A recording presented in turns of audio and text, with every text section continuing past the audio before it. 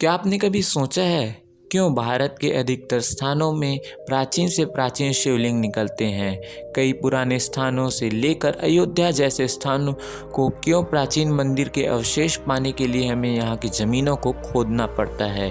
क्यों प्राचीन समय में इन देवी देवताओं की प्रतिमाओं से लेकर प्राचीन शिवलिंग जमीन के अंदर दबा दिए गए?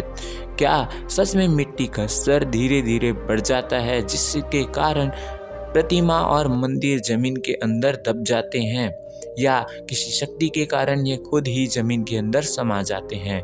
आज इस वीडियो में आपको कुछ ऐसी नॉलेज देंगे। हाय गाइस, मेरा नाम है Rish and you are watching Flash X. ये बात है साल 2020 में वियतनाम के प्राचीन मंदिर माइनसोन में आर्कियोलॉजिकल सर्वे ऑफ इंडिया के द्वारा कई दिनों से यहाँ खुदाई का कार्य चालू था, क्योंकि यहाँ पहले भी कई बार प्राचीन बर्तन और मूर्तियाँ मिल चुकी थी, लेकिन इस बार उनके हाथ लगा 1100 साल पुराना शिवलिंग जिसने सबको चौंका दिया।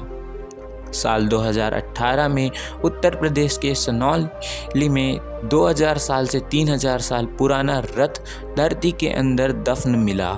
इसी तरह दफन कई हिंदू मूर्तियाँ या कई बार भारत के अलग अलग स्थानों में मिल चुके हैं। इसी कारण हमारे मन में हमेशा यह सवाल आता है कि क्यों जमीन से ही प्राचीन मूर्तियां और शिवलिंग निकलते हैं। इस सवाल का जवाब जानने के लिए हमें शुरुआत दक्षिण भारत से करनी होगी। साल 2011 केरल के सबसे प्रसिद्ध मंदिर श्री पद्मनाभन स्वामी मंदिर के तहखानों को खोलने का आदेश सुप्रीम कोर्ट द्वारा दिया गया, और जब सैकड़ों साल पुराने यह दरवाजे खोले गए तब वहां रखा 2 करोड़ लाख का खजाना सरकार के समय आया। प्राचीन भगवानों की मूर्तियां जो सोने से बनी थी और उसके साथ ही ये खजाने बाहर लाए गए, और इसका किसी को पता नहीं कि इन खजानों के साथ क्या हुआ। यकीनन सरकार इसे राष्ट्रीय खजाने की तरह इस्तेमाल करेगी, और सनातन समाज जो इसे सैकड़ों सालों से बचाता और जोड़ता आया है उसे इसका अंश तक नहीं मिलेगा। इतिहास में भी ऐसे ही होता आया है। कभी भारत की सभ्यता को सबसे समृद्ध कहा जाता था और यहाँ भव्य मंदिर हुआ करते थे।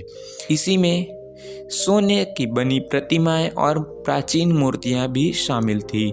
मुगलों के यहाँ आने के बाद से मंदिरों को तोड़ा और लूटा गया। इसी से बचाने के लिए प्रतिमाओं को जमीन में गड़ा दिया गया।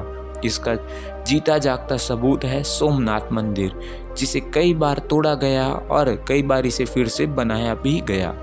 यही कारण है कि प्राचीन किला यहाँ तक कि घरों की खुदाई में सोना दिखाई देता है, क्योंकि किसी लुटेरे से बचाने के लिए उस समय एक ही मात्र तरीका था कि किस खजाने को जमीन के अंदर दबा दिया जाए।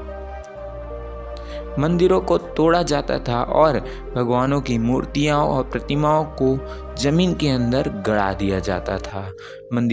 कई बार मंदिरों को बदला गया, तो कई बार उसी के ऊपर ही अनेक इमारतें बना दी गई, और कई बार तो इन्हीं के ऊपर ही शहर बसा दिए गए। कई सालों तक मुगल काल रहा, जिसके कारण छिपाए हुए स्थानों को भुला दिया गया। इसी कारण खुदाई में वहाँ प्राचीन मूर्तियाँ और शिवलिंग मिलते हैं जहाँ हमारा इतिहास किसी को पता भी नहीं है। और अगर आपको विश्वास नहीं तो आप यहाँ वियतनाम में मिले शिवलिंग को ही देख लीजिए। और वेटिकन सिटी, जिसको क्रिश्चियनों का सबसे पवित्र स्थान माना जाता है, उसी के नीचे ही एक जीता जागता शहर बसाया गया था, जिसको खोदने की इच्छा तो आर्कियोलॉजिस्ट को भी है, लेकिन उसको अभी तक खोदा जा नहीं सका है।